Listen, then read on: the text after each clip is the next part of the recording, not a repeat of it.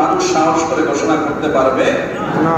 নবী তো দেখা দিতে পারেন, দেখা দেন, এটাও কেউ দুনিয়াতে ঘোষণা করে না। এটা একান্তই ব্যক্তিগত হিসেবে সংরক্ষণ করে, কারণ এটার মধ্যে ফখরিয়াত প্রকাশ করার কোনো সুযোগ নাই। কিন্তু আল্লাহ আপনাকে দেখছেন, এটা তো আল্লাহর গুণ।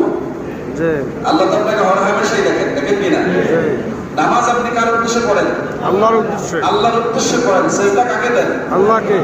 তো সেই আল্লাহর সামনে দাঁড়িয়ে আপনি যে অন্যদিকে মন ফেরান, অন্য চিন্তা করেন, আপনার অঙ্গ প্রত্যঙ্গ গুলো যে সুস্থির থাকে না, নামাজের খুশুক খুজুর সাথে হয় না, এইভাবে আমরা মোটামুটি কমপ্লিট সবাই বুঝি যে আমাদের নামাজ আসলে পরিপূর্ণ খুশুক খুজুর সাথে আদায় হয় না।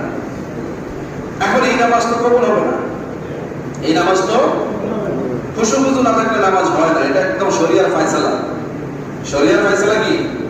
খুশুক খুজুর না থাকলে নামাজ আল্লাহর দরবারে কবুল হয় না।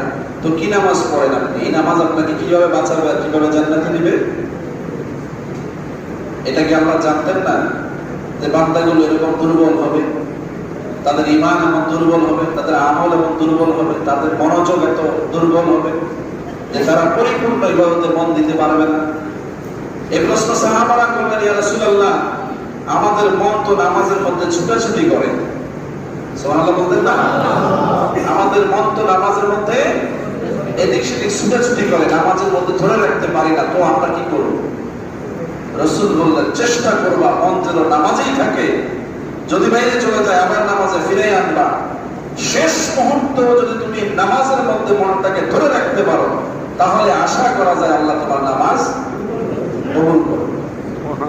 এখন সংশয় থেকে যায়, আপনি শেষ মুহূর্ত যদি নামাজ যখন সালাম ফেরানোর সময় হয়ে গেল, এই সময় যদি আপনি মনে মনে চিন্তা করেন যে না, আমি আমার আল্লাহর সামনে আছি, আমার আল্লাহ আমাকে দেখছে, এই মুহূর্তে দুনিয়ার সব চিন্তা ছেড়ে দিলেন, তাও আশা করা যায় আপনার নামাজ কবুল হবে। এরপরেও তো সন্দেহ থেকে যায়, আমার হালাল হারাম, আমার আমল আখলাক চরিত্র, আমার ফিতনা ফাসাদ গালিগালাজ কত কিছু রয়ে গেল না? তো আপনি এই নামাজ কিভাবে আল্লাহর কাছে কবুল করাবেন?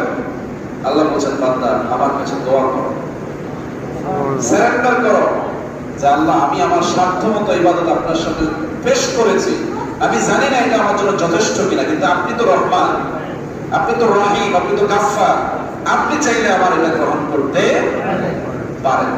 যখন এই দোয়া বান্দা করে, রব্বানা যালামনা, আল্লাহ আমি জুলুম করেছি, আনফুসানা, আমার নিজের উপরে, ওয়া তারহামনা, আপনি আমার উপরে রহমত করেন, লানাকুনান্না মিনাল খাসিরিন, যদি না করেন